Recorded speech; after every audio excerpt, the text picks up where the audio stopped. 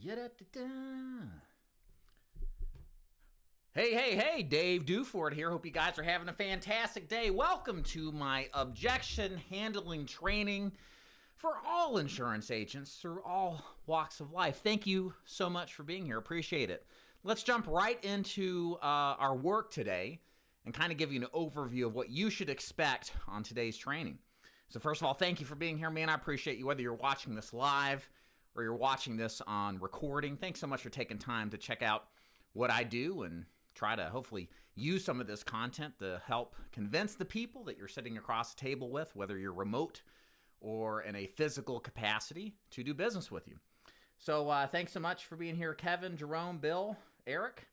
Appreciate y'all's time. So let's jump right into this. So the purpose of today's training is really to talk about how to handle objections at all interjections of the appointment setting script, whether you're face-to-face as an insurance agent or in the actual presentation. Whether you hear them in the beginning of the presentation, those are called knee-jerk objections, or near the end. So again, the purpose of this really is to be an all-inclusive objection handling training. No matter if you're a remote telesales agent or a face-to-face agent, no matter what kind of insurance products you sell, the system you're going to learn today from me is something we've incorporated at the Ford Insurance Group, specifically for final expense to some extent in Medicare.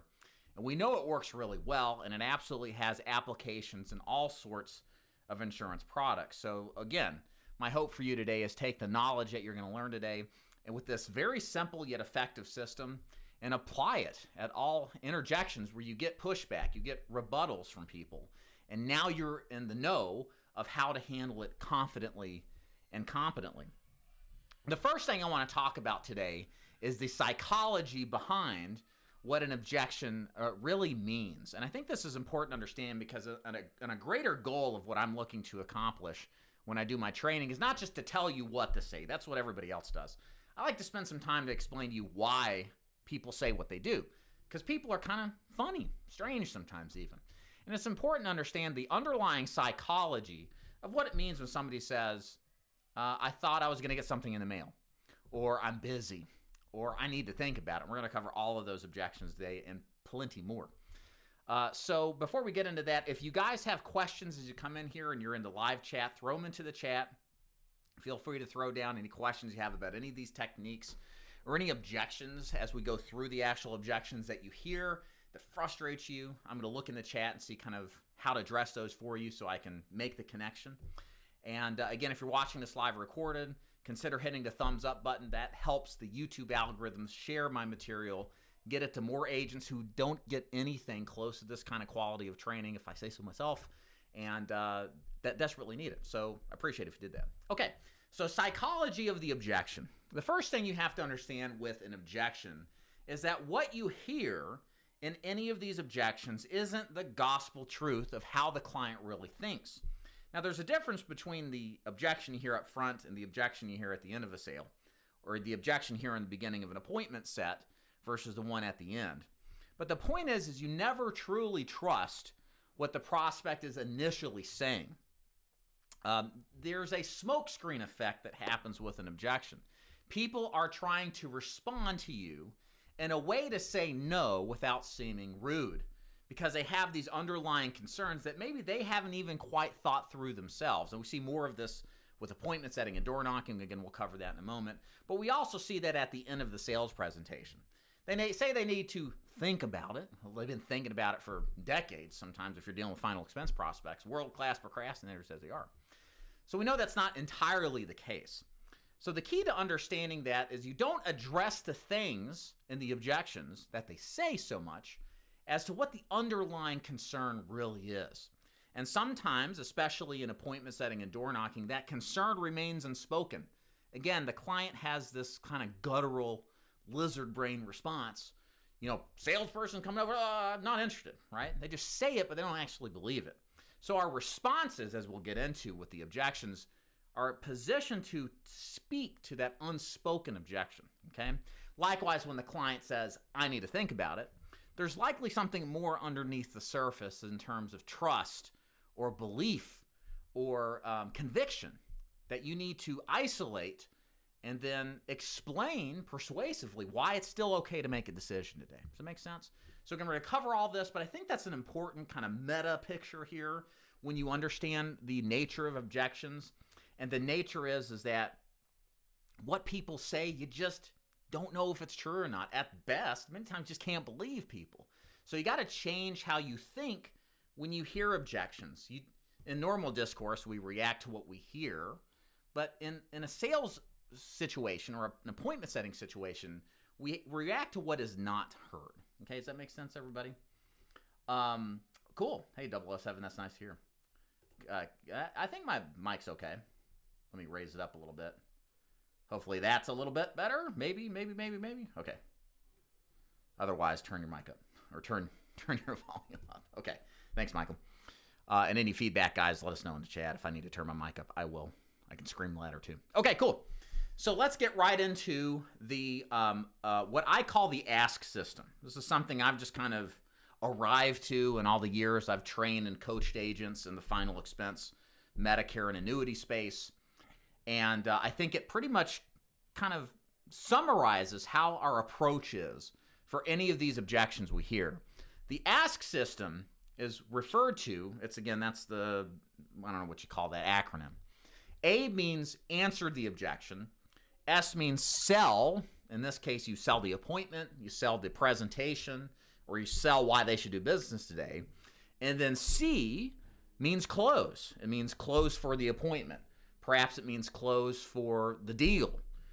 In the context of telesales, and we'll definitely talk about telesales and objection handling, it means continuing the presentation to wherever you left off, okay? So ASC is the foundational acronym and description of how we handle objections selling insurance at the Ford Insurance Group. And so we're going to apply this now. First, we'll start with appointment setting and door knocking for the face-to-face agent. Then we're going to transition into dealing with the knee-jerk objections that one hears at the beginning of a telesales or remote type of call. And then we'll proceed at the end with how we can apply this methodology, closing the deal, and whether you're on the phone, remotely, or in person as well. Hey, how's everybody doing? Nice to see you. Great. So let's talk first with the face-to-face agent. You're picking up the phone, you're trying to set an appointment, and the client says, I'm busy. First of all, based on what we've talked about today, is I'm busy truly the real objection? The answer is, I don't really know. Now, I think it probably isn't personally, but I know that this I'm busy is cover for a reluctance to have a salesperson come into their home, talk to them. They don't know you. You're a stranger. Are they going to make me buy? All this fear and confusion is presented verbally as I'm busy, okay? So what do you say to speak, to placate the confusion, as opposed to addressing, well, don't worry about being busy and I'll come back another day? What do you do to address that on the spot? Well, the ask system would be applied as follows. That's okay, Mrs. Prospect. All I need is 5 minutes for me to show you how this program works, and whatever you do with it's up to you.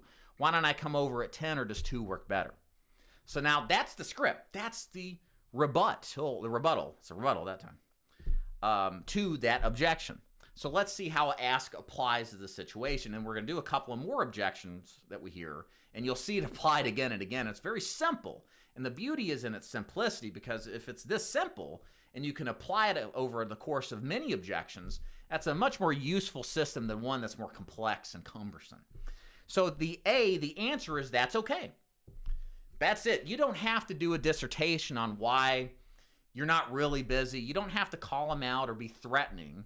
That's the last thing we want to do. They're concerned about you and who you are and what you bring to the table and what risks they have, even if they haven't manifested this as kind of in reality, in real terms. This is their underlying concern. So we don't argue with the client. We just say, that's okay. And we say it in a way, whether we're in person, this script works exactly the same in person, knocking on the door, as well as calling on the phone. And we say, that's okay. That's it. You don't need to say anything else. You could say, no problem. That's fine. No big deal. That's okay. Just something that's dismissive, that's disarming, and shows the prospect that you're not a threat, okay? Now we get into the S, which at this interval is about selling the appointment. Ladies and gentlemen, that you out there who call to sell insurance face-to-face, do we ever really truly sell the product on the first attempt on the phone? The answer should be no. The purpose of calling, the purpose of knocking on a door is to sell our way into the door, because it's in the door, it's in the home, it's in the business where we sell ourselves. The biggest variable, the X factor to the ultimate success is you and what you bring to the table. But we don't sell product over the phone because the client can't make a determination on what you have to offer. They don't have any information. They don't know who you are. They don't know about the companies you represent. They don't have any kind of rapport or trust with you. And it's hard to sell anything in that circumstance. So why even bother to try to sell the product? What they need to be sold on is why it's okay to let you in the door and why it's no big deal, why you're not a threat, okay? So we're selling the appointment at this point. And the way it sounds is something like this. That's okay, A. All I need is 5 minutes for me to show you how these programs work, Mrs. Jones, and whatever you do with this is entirely up to you.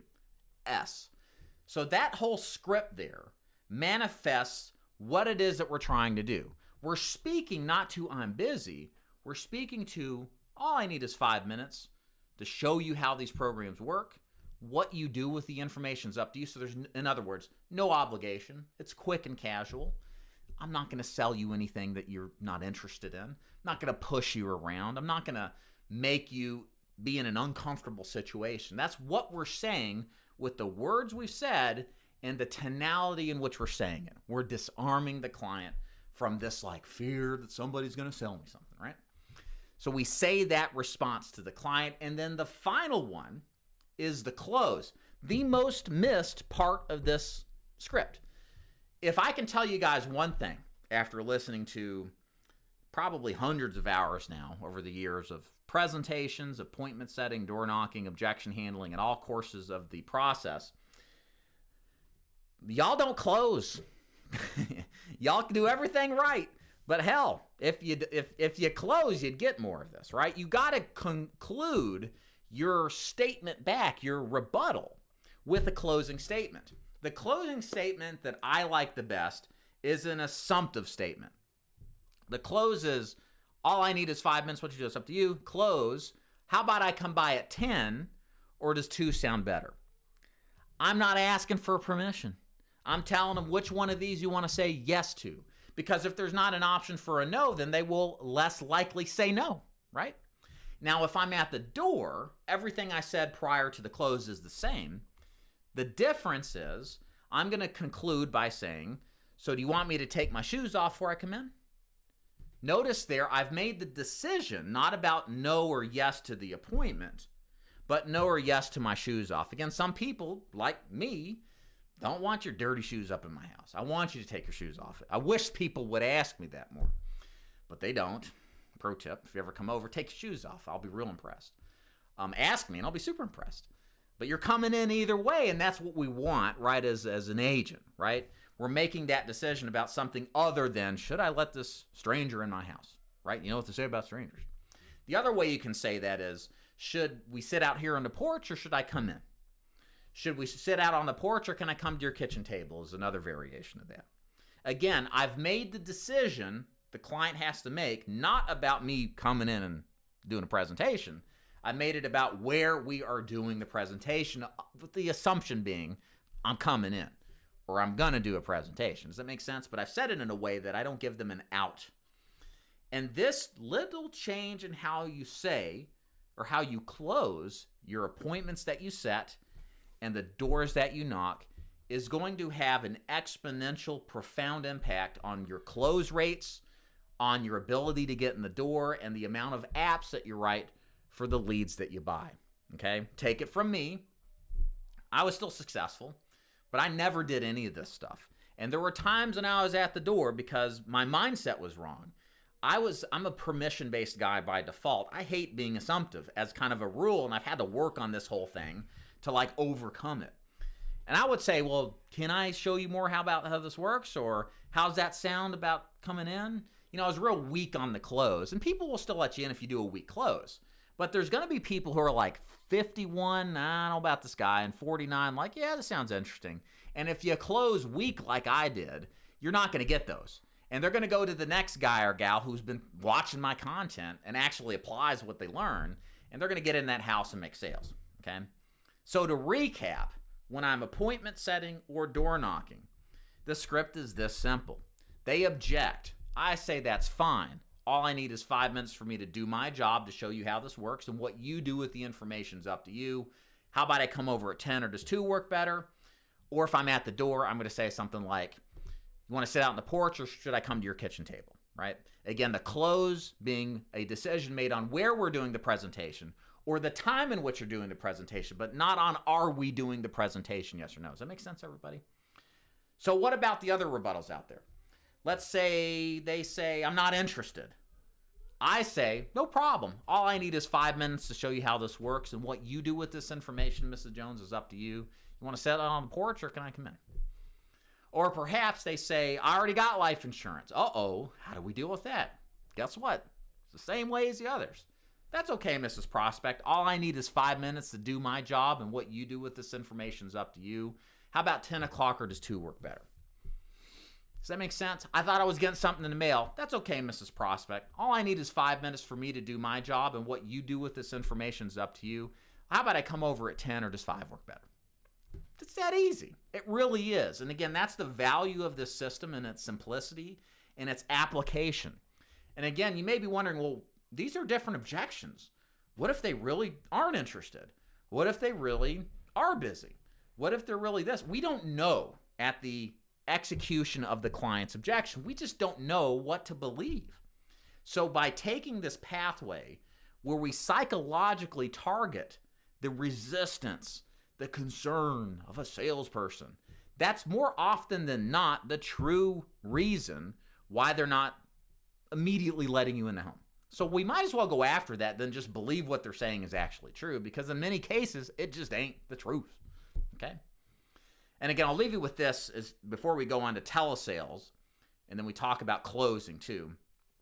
All of you parents understand this. I don't need to explain this to you. Some of you out there don't have kids, so this may not make sense. But I'm sure all of you parents at one point or another had your kid come up to you, 2 or 3. You know, you're an adult, you're an accomplished person, you're moving up in life. You don't take nothing from nobody. And your kid comes up to you at 9 o'clock in the morning and says, Daddy, can I have a popsicle? And what was your response? No, you can't have a popsicle. It's 9 in the morning. And what was their rebuttal? Did they sell you on how delicious the popsicle would be, or how much they'd love you more because if they let you have it? No, they don't even say that. You know what they say? Please, with a smile on their face, completely disarming you. And you realize that whole like response you gave them was just reactionary. It wasn't thought out. And about some percentage of the time, me, it's about half the time. Even the salesperson over here, Mr. Salesperson, I'm like, yeah, I guess, whatever. And then I walk away and I realize, man, I've been closed, like really good. But that's the point, is that even the things that we say in the instance or the immediacy just can't even be trusted. And that's why you always have to be ready to rebuttal any objection that you get, to rebut any objection that you get. You have to be well rehearsed. You have to be Johnny on the spot. You have to always anticipate the objection. Because if you don't, and you're just like humming, they're just going to hang up on you. You've lost your momentum. Okay, and this goes for wherever we are. A couple of things from the chat here. Hey, everybody. Michael, okay, we got it worked out. Awesome. Can I get a text of the script? Yeah, sure. If you guys are interested in the script, just email me. Go to daviddeford.com/contact. Tell me what script you want. I'll send it to you. Hey, Stephen, is there any potential just being very blunt with the prospect to gain trust? For instance, yes, I'm a sales agent, but I do not intend to pressure anyway. Yeah, I mean, possibly. You know, maybe. I guess it depends on who you're talking to. They may still not want you around because you are a salesperson and your, primary directive is to sell something, right? So I don't know if that addresses that concern, but I'm not saying I'm not counting it out. But that may be something, maybe if that's your personality type. I do know that these strategies definitely lower the defenses of the client and help you book more appointments. pretty much one thing I'll say for this. There is no magical script. I think this is good just in its simplicity. That's why I talk about it. I just think if you just always say something in response and keep it brief and don't bore your client to death and then ask for the appointment, there's a lot of variation in there that absolutely works. So this is just one way to, do it. But the key is to stay with them and not let them get away with saying no on the first ask, because that's not always true. You just got to stick with them and rebut until they say yes or hang up the phone.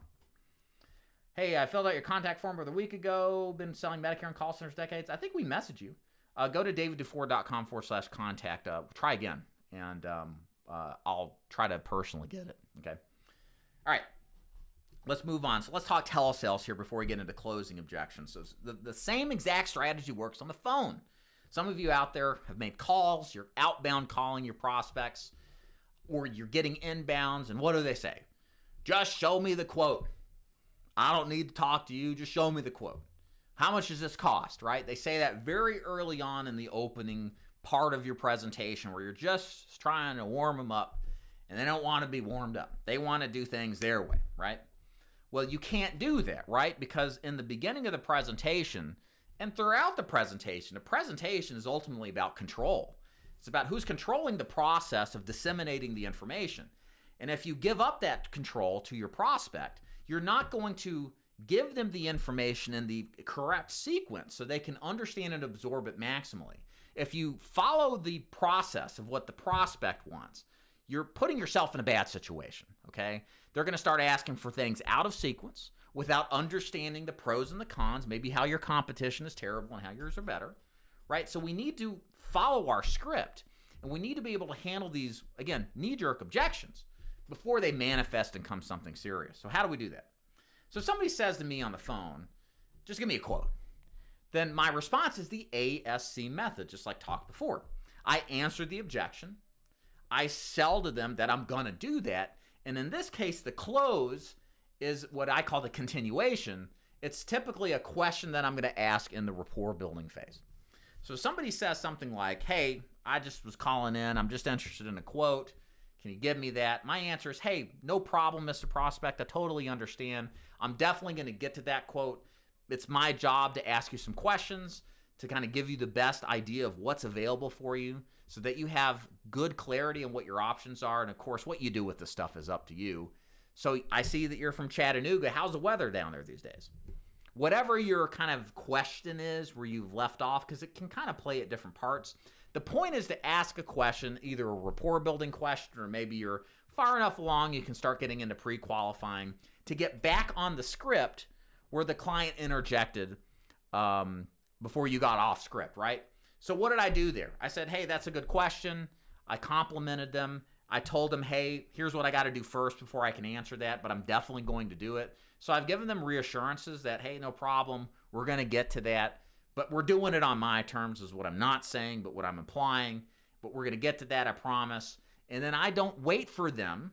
And this is a very common thing, back to the close, the lack of closing from the agent asking the closing question. You can't just answer that and leave that statement hanging.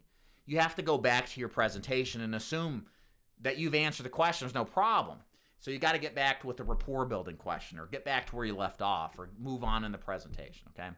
So again, if you're selling outbound, and truly if you're selling inbound too, you're going to have people very quickly tell you I'm busy or now's not a good time, and the same thing applies to that. And it also applies to people who are doing inbound, and they're like, just give me a quote. How much does it run? They start asking you any kind of early onset question that's outside of the sequence of scripting that you do. This is the exact way to handle it with consistency, okay? What's the best way to door knock? With your fist firmed up with the first two knuckles. I knock like 7 times like this. Actually 11, I should say. And then I step back from the door, look at the peephole. I wait for the light to go dark, and then I wave at them because I know they're there, and then I get in. I usually try to start at the side door where the carport is. If I'm at a house, most people don't go through the front doors. They go through the side door, so I'll start there before working to the side. I'll go to the back if there's not a hungry dog to eat me. I'll lay on the horn sometimes if that's what it takes, or maybe even give them a call if I just can't get them to the door, but there's a car there and it looks like they're there, but they're not answering, okay? So exhaust all your opportunities. One of my agents, her first sale was yelling through an open window after trying to knock, and he was nodding off and not paying attention, and he came in and closed a $1,000 deal, right? So just those little things that you do can make all the difference, right? Okay, now let's talk about closing in the context and hearing objections in the context of the end of the sales presentation, okay? This is a little bit more detail-oriented because at this point, you're not getting that initial like lizard brain reaction. You've got a client that's listened to you. My hope is, and we'll talk about this, you've done your job doing the script, and you've presented your options to them, and they give you the whole, I need to think about it, I need to pray to my pet rock, I need to talk to my daughter I don't ever talk to anymore before I decide, right? Just those kind of annoying objections. You hear those sometimes. How do we handle for them? So on a big level, what I want y'all to understand, again, I train agents for years, and I see the same problems over and over. The best thing I could advise you is to understand that how you close is directly correlated to how you open. Again, I repeat, how you close your sale, the crap you got to deal with objection-wise, is directly correlated with the kind of opening and building rapport and trust and asking good pre-qualification questions. Those quality of those questions predict the quality of how often and the ease of which you close.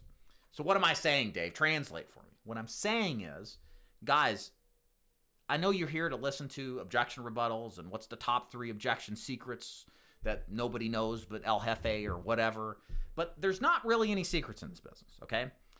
What you need to know and understand is you are hearing objections because you screwed up a long time ago in your presentation. Now, whether you willingly did or not, you probably didn't realize it. But people say things like, I don't know if I need this, or I need to think about it, or I need to talk to someone because they don't really trust you. They're not fully convinced that this is for them, or they're hiding something from you. But they're not fully on board. You should have gotten them fully on board early on in the presentation, right? You don't close, at least how we teach at DeFord Insurance, we don't close until we know they're qualified. We know they're a qualified prospect. I'm not even pitching somebody who doesn't have a pot to piss in. They don't have 2 pennies to rub together. That's not a qualified prospect. I'm not going to beg this person to spend money they don't have. Why even be with them, right? So there's techniques we use in the presentation to discover if that's the case, right? So my point is, for everybody that's listening here, the biggest thing I can say to you about the closing objections on the phone, in person, is they all go back to, does the prospect trust you? Do they believe you? And have you instilled in them the necessary conviction to purchase insurance today? Ask yourself that question every time you hear this, after every one of your calls coming forward, guys. This is your homework from David.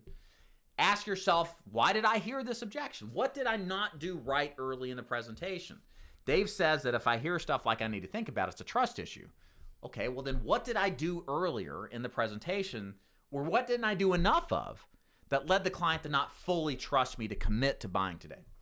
And what you're going to find very often is there's likely some aspect of your pre-qualifying, your rapport building, the connection that you have with your client that you're just not going deep enough with.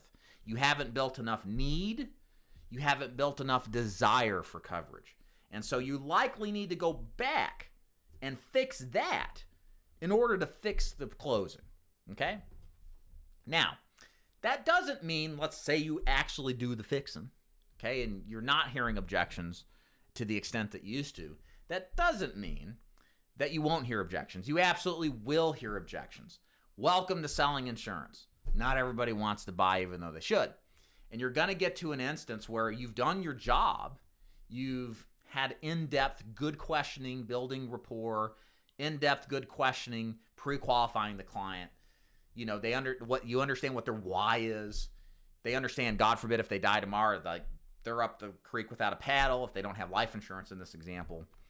And they understand the consequences of not taking action. Okay? You'll still have people who tell you they need to think about it. So what kind of strategy can we use to close these people who still say they need to think about it? Okay? or any other objection. So let's go over that a little bit.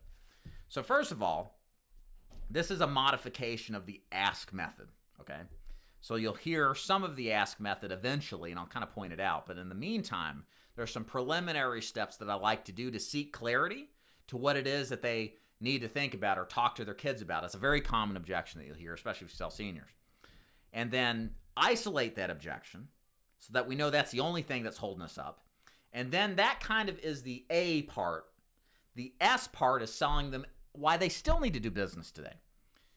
And to do that as succinctly as possible, relate it back to their core hot button issues they mentioned earlier, as much as you know of, and then close, and then ask for the business with confidence and conviction, okay? So how do we do that? What's the steps to do that? So Mrs. Jones says, you're welcome, Selfless, thank you.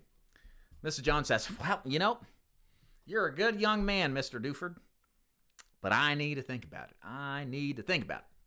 What do you say? Well, my answer is going to start off like the following. That's fine, Mrs. Jones. I can totally understand that. But when you say, I need to think about it, how do you mean? So off script here, what does that mean? How do you mean is the core operative words. How do you mean is an open-ended question. How do you mean allows the client to clarify whatever their question or response was. I need to think about it, right? What does that mean? I don't know what that means.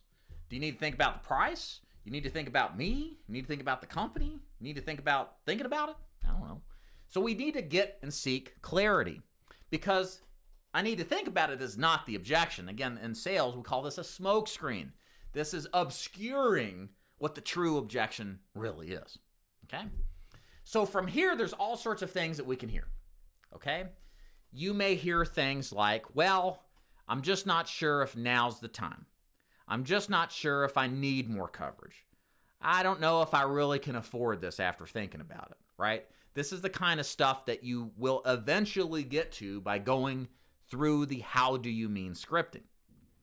Let's play with the price thing, the price objection. Let's say, well, I'm not sure about the budget that I said I could afford. I'm not sure. I think that's a little too much. So let's just use that as the example. So now we need to isolate that objection out, okay? So what we say is, okay, so what I'm hearing, so we make sure we come to terms with the client, understand what they're saying, reiterate it back to them so we have total understanding. So what I'm hearing, Mrs. Prospect, what you're saying is, the budget you gave me earlier, that's not going to fit you. That's what you're saying in so many words? Yeah, perfect. So we've isolated the objection. Now I'm going to, well, I've clarified the objection. Let me isolate it now. So my response to that, if I say yes, is okay. And so what I'm hearing here is basically the only holdup here is price. And if we can take care of this and get you something that's actually easily affordable, then there's no reason to not start a program today. Is that right? Yeah. So what we've done there, and that's usually what they say, because now what if they say something else? Well, there's something else, and now we need to isolate that and then go after both of those. But very often it's just one thing. It's not a multitude of things if you've done a decent job or a half-decent job going through your presentation. So they've agreed to an ultimatum. If I can make this easily affordable, then you're going to buy, right? Yeah. So now we know what tool we need to pull out of the bag to close Mrs. Jones. Because she just said she'd buy if I can make it easily affordable. Side note here, guys, just thanks so much for watching. Again, I always like to ask this on the live streams. Please consider hitting the thumbs up button if you like this content. Not for my personal effect, but to share this content with other people on YouTube who are agents who are not getting this type of training. There's a ton of agents that get zero training, and they need to hear this stuff so they can help more people. So please consider taking a second to hit the thumbs up button. That tells YouTube's algorithm to share it with more agents who watch insurance sales kind of content. So now that we've isolated, and thank you for doing it, now that we've isolated the objection, I'm going to sell them on why they're going to do business with me anyway despite their objection. So now we're from A to now S. The S is, well, here's my proposition, Mrs. Prospect. The good news is I have other plans besides the 3 you showed me, and the last thing I'd want you to do is buy a plan too much. Why would you do that? It's a ripoff. What if you got to drop it in 6 months? It's not good for you, right? So here's my proposition. Why don't we go ahead and start with a plan that's less than this so that at least you get some valuable coverage on the books today, and then we can look down the road in 6 or 12 months, see how your budget's doing, and then add more later. At this point, at this juncture, I write down a couple of different plans. Maybe it's just one or two prices, okay, that are lower than the budget. And we do a budget close, guys, so if this sounds a little weird to you, there's a reason why. And I don't have time to explain it. Maybe on another video, actually a couple weeks from now probably. And then I show them the two prices, and I go through the close again. So out of these two options here, they are less than your budget. These are more affordable. Which ones do you want to start with today? And then I shut up and let them decide. And if I got to go back down lower, I'll do it. I have no shame. I'll take a $5 a month policy, $10 a month. I think my lowest one was like $7 or $8. I don't care. It's aptivity. You hear me? Aptivity. I want applications. I want protected people. I want protected families, right? I don't care if it's $7 a month. The money will take care of itself if I'm doing good by my people, I say, right? That's the same mentality you should have.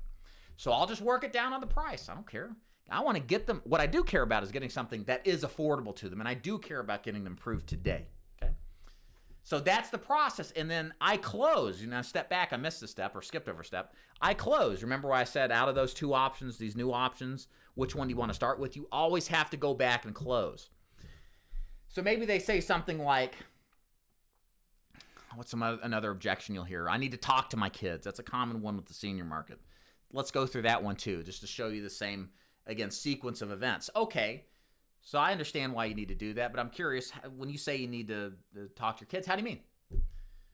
And then they'll say some kind of response, okay? And then how you say the response is going to go through the same process. Now, a lot of the times when they say I need to talk to my kids, it's a push-off. They don't need to talk to their kids. They're adults. They're grown people.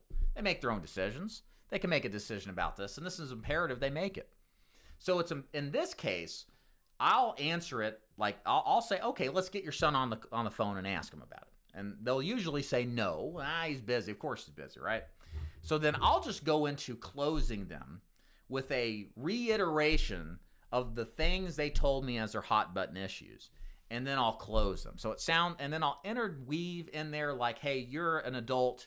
You know this is important to you. You've said as much so far. This is important for your son. Let's get this started. Then you guys can take a look at it if you want to, but let's get you approved today while you're in good shape. It's kind of how I close. So what I'll say is, okay, so here's my proposition, Mrs. Jones.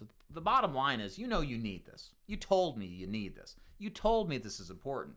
You don't want to end up like your tell me if I'm wrong here. You don't want to end up like your husband who didn't have coverage and left you with this big bill, right?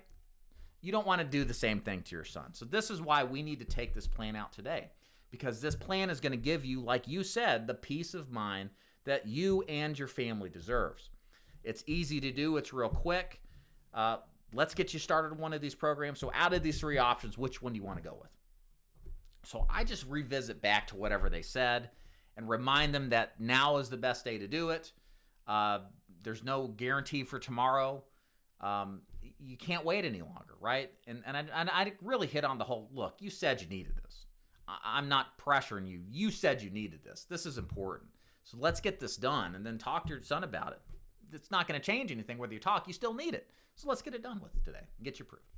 Which one do you want to go with? And then I make sure I close at the end, okay? I'm not walking out of that house until they have objected to me a number of times on that close, okay?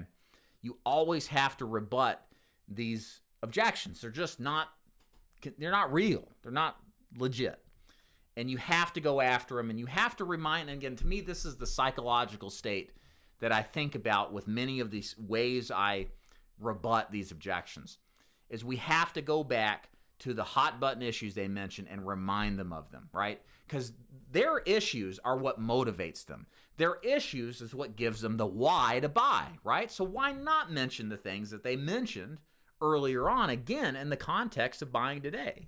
They need to be given more conviction that making a decision today is the right move. What I don't want to do is go down the rabbit hole of thinking they actually need to talk to their kids. Do some people do? Sure. It's probably 10% or less of the population. 90% of our clients that would say that, it's not true. They make their own decisions up. They can make a decision today.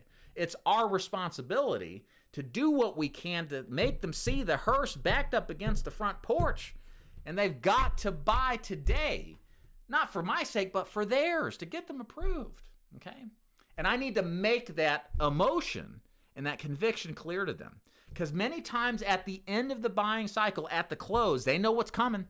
They know that wallet's coming out and they got to give the money over and they're apprehensive. They're already people who aren't ready to commit either, kind of have commitment issues, right? A lot of people do. And so we have to be the person leading them to show them that this is the best decision to make for themselves and their family. And that has to come out in how you address it with like the tonality, the conviction, and it has to come out with the confidence that you have that, yes, this is a good idea. Yes, this is the best thing you can do. And what you'll find, guys, if you follow these steps, you're going to close more of your presentations remotely or over the phone. Now, I didn't mention it earlier, but if you have questions about closing or anything in general, I'm going to pop over here to the chat and then take some of your questions. So feel free to type out some questions. They can be about closing, can be about anything else. If you have an objection that frustrates you, throw it in the chat. I'll be happy to address it. One more thing.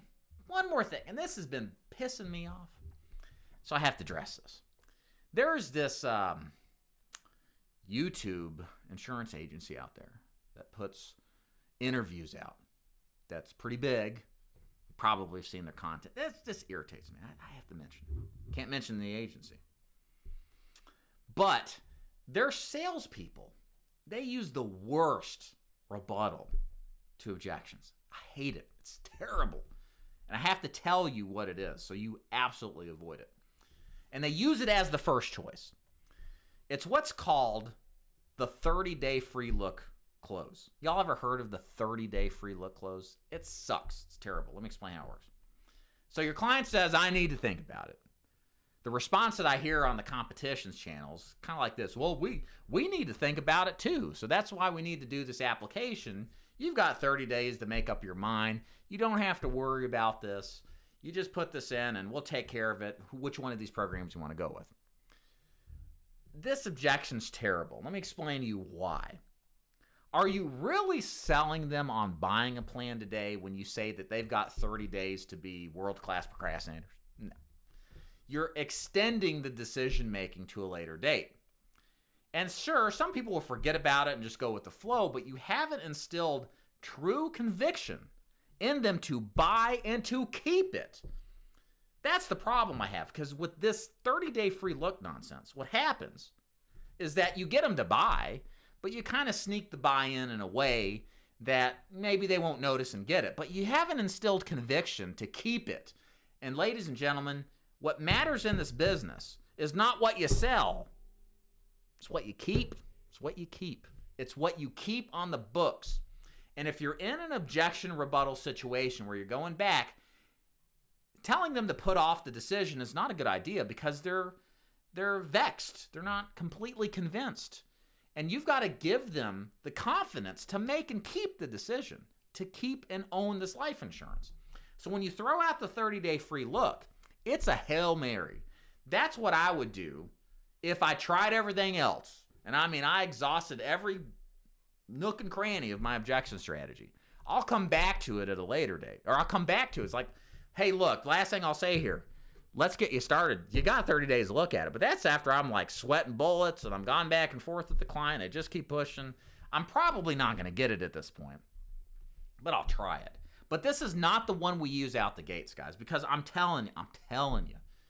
Oh, if you use this, it's terrible. It's just terrible. It sucks so bad. If you use it regularly, you're going to get replaced.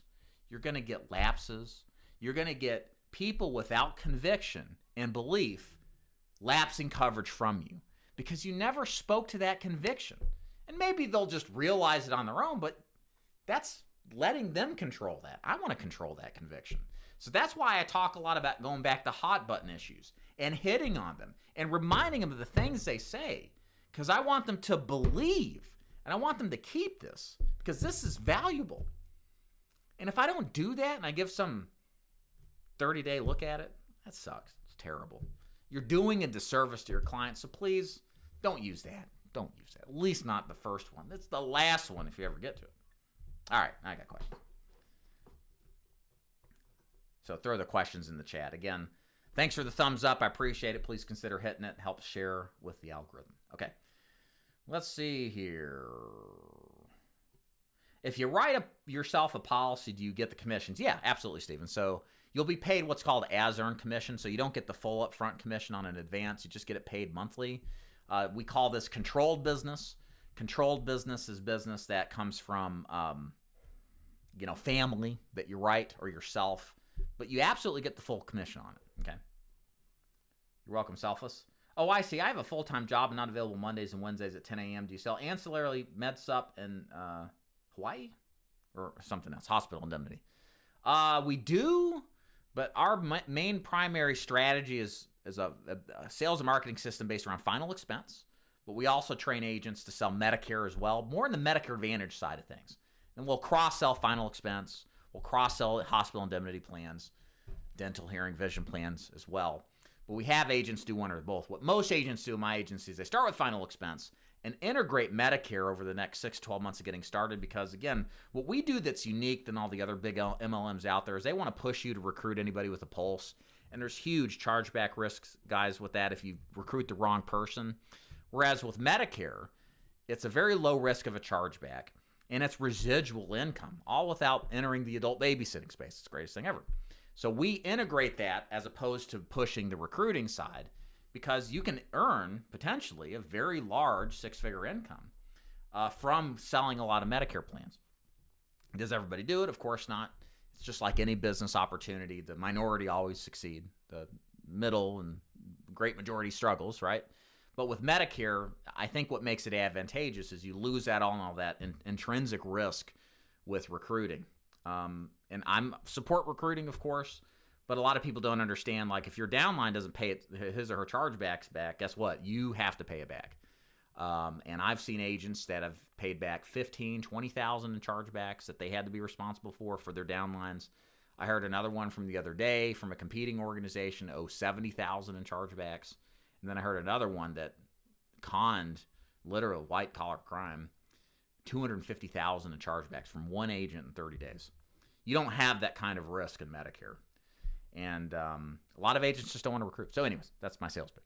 That's why I believe in Medicare. That's why I support it. And all those products you're looking at are just kind of cross-sell opportunities. We don't lead with them. DVH, I don't know what that is, Tom. How you doing? If you close with the option to increase coverage later, do you get an increase in commission? So if you close with the option to increase later, no.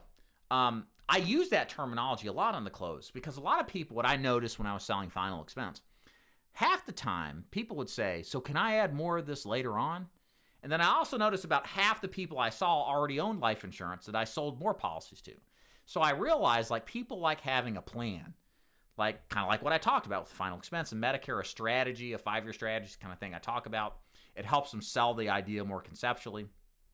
Likewise, when you tell your client, you don't have to get a plan today that's fully huge. You could start with part of the coverage. We'll sit back down with you in 6 to 12 months, and then we'll look at adding more based on your budget. They like that idea, okay?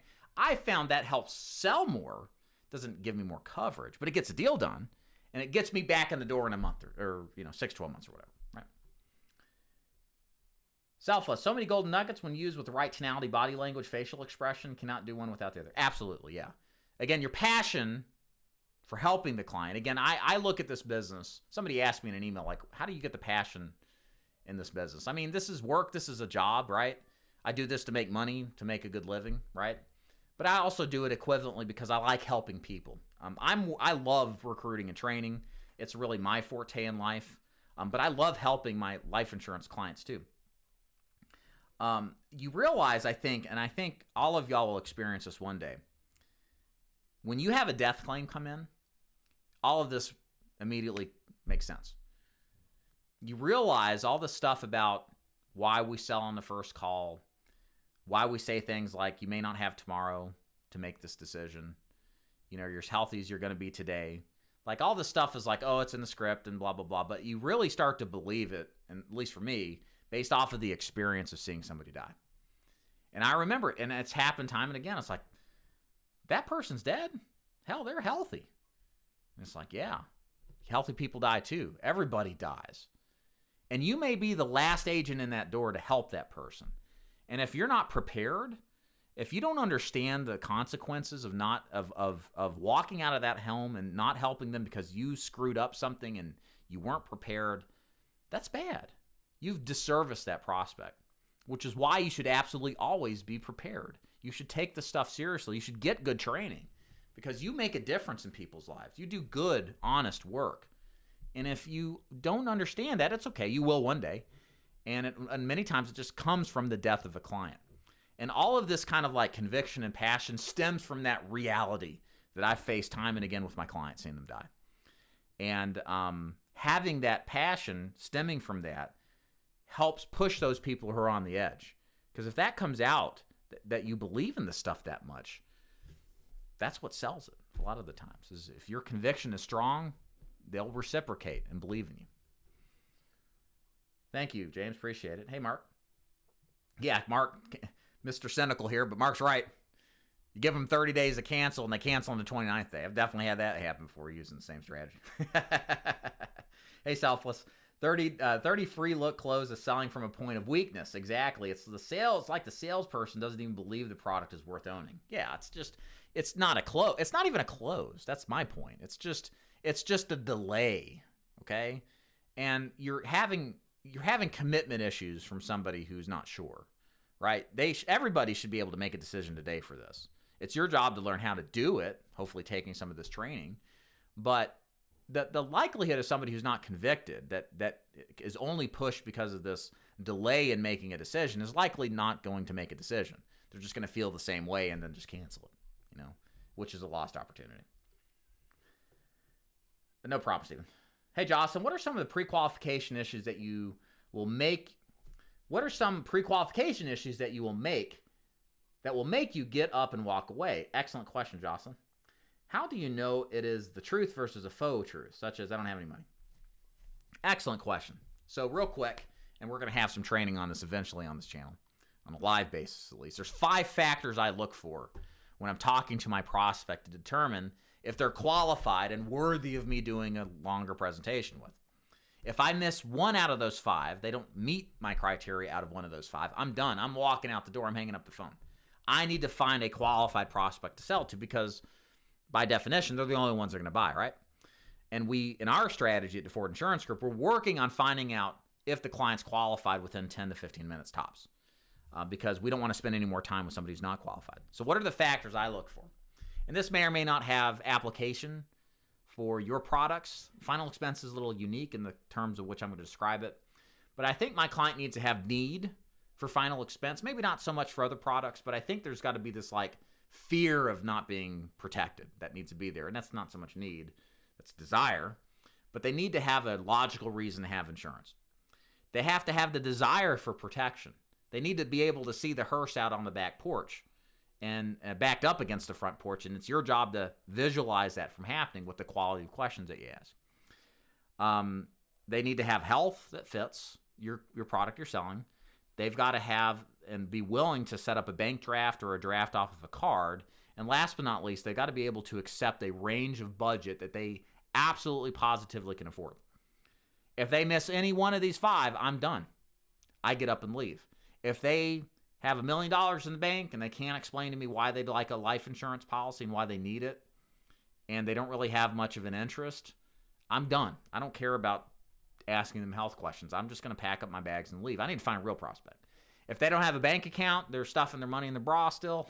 I've seen women who do that. I'm not going to do business because I can't take a direct bill unless they pay quarterly. In most cases, they can only afford a direct bill on a monthly basis, so I'm out of there, right? You get the idea. I don't spend time with prospects that aren't qualified, and neither should you. There's nothing worse in the world than begging for insurance, for someone to buy insurance from you that just turns you down. It's groveling. It lowers your status. At least I think it does. So I'm out the door if they don't fit my criteria. And it gives me the control I need and the confidence and kind of self-respect. I'm not going to grovel at this person to beg them to buy insurance from me. If you don't fit the criteria, fine. I got so many other people to see. I don't need your business. I don't have to beg for your business because I got good prospects to see it because I got a lot of leads coming in. And I'm going to call them or I'm going to go see them because I know there's deals out there. I just need to work through them to find the gold. Okay, that's the mentality. That's the strategy. When I worked captive for Royal Neighbors America, they're captive. Really, wow. My DM said I had to have a policy for them to be an agent. Minimum monthly premium was $25,000 in 2001. Yeah. I think there's some good psychological benefits to owning life insurance. I hate to admit it, guys, but I didn't own life insurance for like a year and a half before when I started the business. I could still sell it anyway. But I think it's good to own life insurance. You know, it's like the hair club for men. I'm not just a customer. I'm not just a president. I'm also the customer. You know, look at my bald head. I think there's some psychological things that help with you as the agent. Yeah, I sell all MAPD, subs, P2P. What's right for the customer, would love to learn a life side too. Perfect. Yeah, if you want to reach out to me, definitely help you on the life side, even if you're happy with the Medicare side. Hey, Mello. Hey, what's going on? You asked a question I was going to ask. Perfect. Hey, Steven, I'm trying to evaluate, trying EverQuote for FE. They offer live transfers and data. I like the idea of live transfers, but it's 3 times price. Yeah, we love live transfers. The conversion rate's a lot higher, but it's more expensive. But the difference is, Steven, you're dealing with a higher intent prospect. A prospect that's just laying around watching the Steve Harvey show or Price is Right or Gunsmoke, and they see one of your ads to pick up the phone and dial. They know they've seen the ad a million times. So they know what it's about. They've been thinking about it. They know you're going to talk to a sales rep. They know, they're old enough, right? And they still do it anyway. That's a pretty good sign that they have an interest that's higher than average than somebody who just casually filled out a Facebook form between arguing about COVID and Joe Biden, right? So that's going to be a higher price lead because the intent's higher. So at the end of the day, you can do well with either. You just need to figure out what's best for you. You know, sample it out, run enough leads, see what it's like, make the determination. But both do work. Bill, El Jefe. Does your organization work with a vendor to get a discount on pre-licensing class? I want to recruit someone bilingual. Yes, Excel training, shoot me an email or go to daviddufour.com/contact. I'll send you the link. It's $50 to do the course. Cool. Hey, Deborah, do you offer a CRM to agents contract through you? Yes, we have a basic CRM that you can store your clients and leads in. There's an upgrade for $90, and you get access to email automation and text message automation as well. It's a good deal, but there's a lot of good CRMs out there too. There's not really any bad ones anymore. So, but yeah, most of the time the CRM we have is sufficient enough. You don't need anything with a bunch of bells and whistles in this business. All right, time's up. Hope you enjoyed today's training. Got some value out of it. And there goes my picture. Oh, crap. So I'm live with you now, and my other camera's dead. Okay, there it is. Perfect. Hope you enjoyed today's training. I think my camera is about to die. So thanks for being here. I'm going to be back tomorrow. If you're watching this live, I'm going to be talking about presenting final expense, whether you're over the phone or face-to-face. And when I say presenting, how to show your client your product's the best without like bragging, by just simply showing them the differences and options. And the purpose of tomorrow's training is to give your client the confidence to buy from you and why your product is better than the rest. So if you're interested in doing that, just show it tomorrow. Same bat time, same bat place, 4 p.m. Eastern on YouTube. Be happy to have you back. And that's it. Y'all have a good day. Bye. And it dies again. Technology fails when you most need it. Okay, well, let's see here. This could go on for a while. There it is. All right, bye.